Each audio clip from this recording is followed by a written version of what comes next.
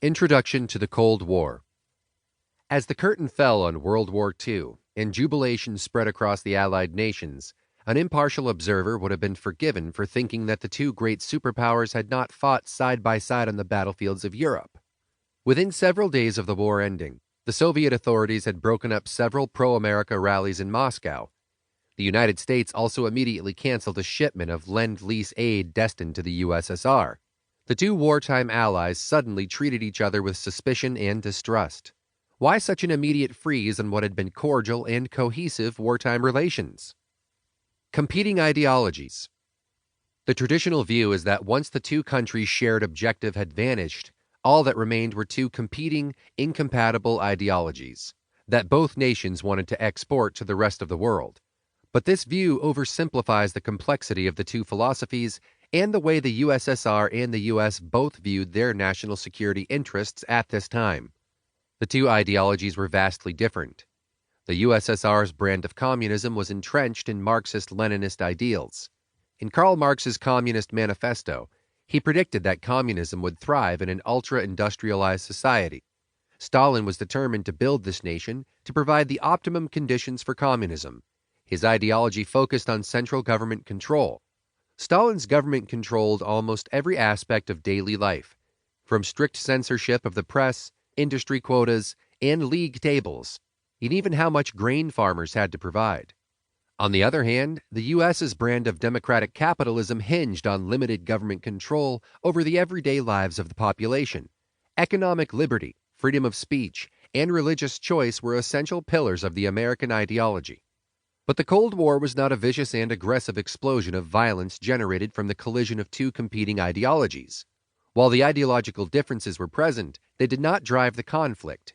Each side made cool and calculated movements, having carefully considered all the risks involved. To understand how the U.S. and the USSR went from wartime allies to sworn enemies in the space of a few short years, a political understanding of post-war Europe is key. Europe in 1945. Between 1939 and 1945, the American GDP doubled.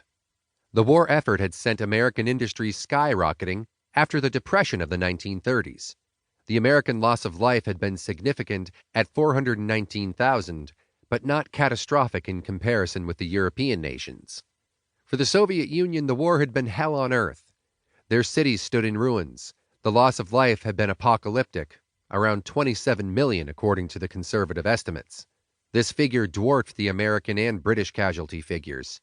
The war also had taken place on Soviet territory, unlike the US and the UK.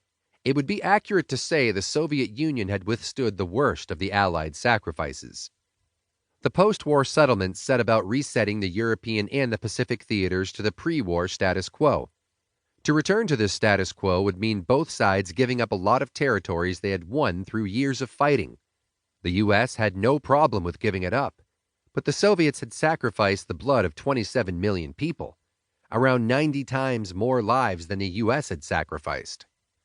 The Soviets felt they had a moral claim to the land they had won, mainly the German territory, given the atrocities committed against the Soviet population by the German forces. Stalin was also in a very powerful position at the end of the Second World War. He had disposed of all of his major political rivals and shored up his power domestically. He was also the only Allied leader who had politically survived the war. Franklin D. Roosevelt died on April 12, 1945, throwing his vice president, Harry S. Truman, into the Oval Office for the final war period. Winston Churchill was defeated by Clement Attlee in the British general election in July of 1945. Stalin would not be satisfied with merely restoring the post-war status quo. Hitler had promised him land in the Non-Aggression Pact of 1939, which Stalin was adamant now belonged to the Soviet Union. He also wanted to claim parts of Finland, Poland, Romania, and the Baltic states.